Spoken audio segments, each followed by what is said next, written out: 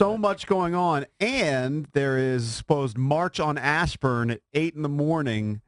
So PR-wise, depending on how many people show up, it's not going to look good for this Redskins as an organization. The optics are not good right now for the Redskins. And it doesn't look good anyway. They're kind of the laughingstock of the NFL nationally. Usually on the first day of free agency, the players that you wind up signing, that's the story. For the Redskins, it's like the third story down the list. They have somehow managed to bungle this in a way, PR-wise, that is just flabbergasting. Normally, I said yesterday, they're the worst PR company in the world. Normally, when you have a situation like this, and let's just be as honest as we can here without getting in trouble.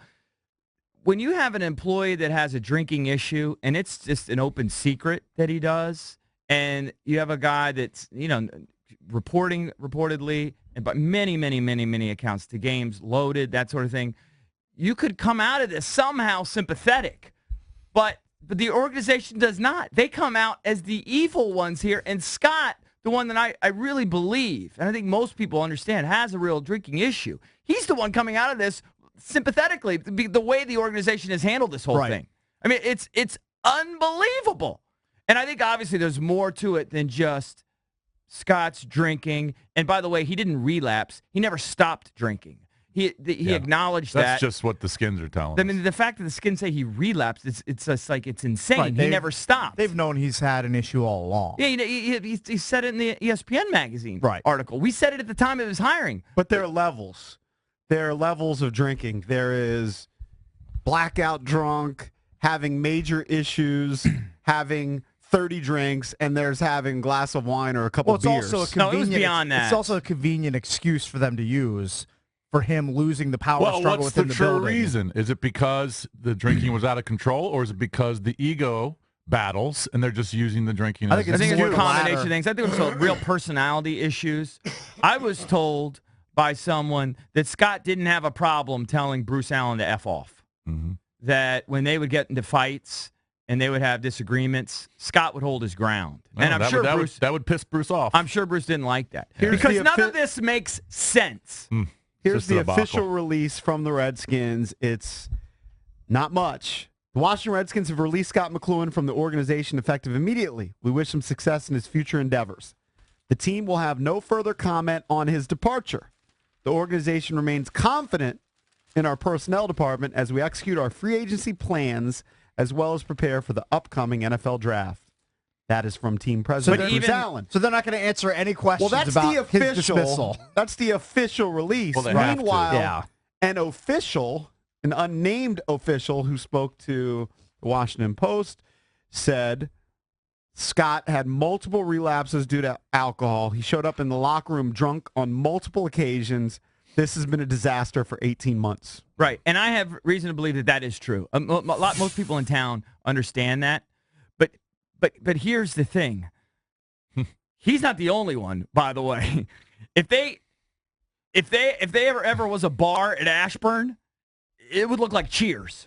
Okay? Right. Same guys going in. I mean, they have that's their corner seats. I mean, it's a complete disaster over at Redskins Park. What I just don't understand, though, is the timing of all of this. The stuff at the season, you would hear reports that, oh, man, did you hear about Scott? Scott was at the game, looked like he was hammered. You would hear these things. You would hear it over the 2 seasons. Why did all this happen right before the Combine? What happened when was the last game for the Redskins when they didn't make the playoffs? The Giants game. In December. Yeah. What happened between December 10th-ish, 17th-ish? And early March? Why did it take so long? Great question. Here's why. Because the Redskins are experts, like we've talked about, in bungling things PR-wise. No, there was a turning point. Something happened before that February 20th date where maybe he and Bruce got into it. Maybe he showed up to work, bombed, and Bruce had it, and they had a falling out, and he said, go home. I'm not even buying the whole showed up to work bombed thing. I think that's just a convenient out for the Redskins. I think McCloughan probably just was fed up with the fact that Bruce Allen and probably Dan Snyder were meddling with the final 53-man roster. He realized he didn't have the control that he was promised from day one. Well, that's and he probably just reached a boiling point and said, what am I doing here? Why am I still here? Right, maybe he just said, F this place, I'm out. And then he goes home or wherever. Then they come up with the excuse of the grandmother. You know, a lot of things could have happened. But here's the thing. That is a good theory, though. They have fired him with cause, and they are trying to not pay him. Yeah. Okay, and so this will get ugly.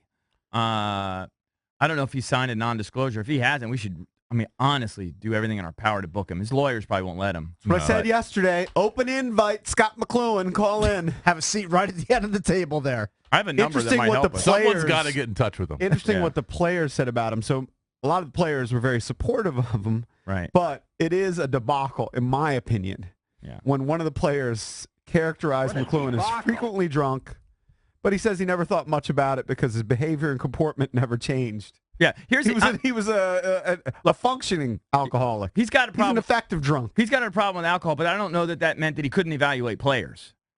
I don't have any doubt from the stories that we've heard that he was showing up to games and there was an issue there. And I don't know if he showed up to work. If you say he did, fine. I never heard any stories It doesn't mean that he was drunk when he was evaluating players. Yeah, but it doesn't mean he can't perform his job, okay?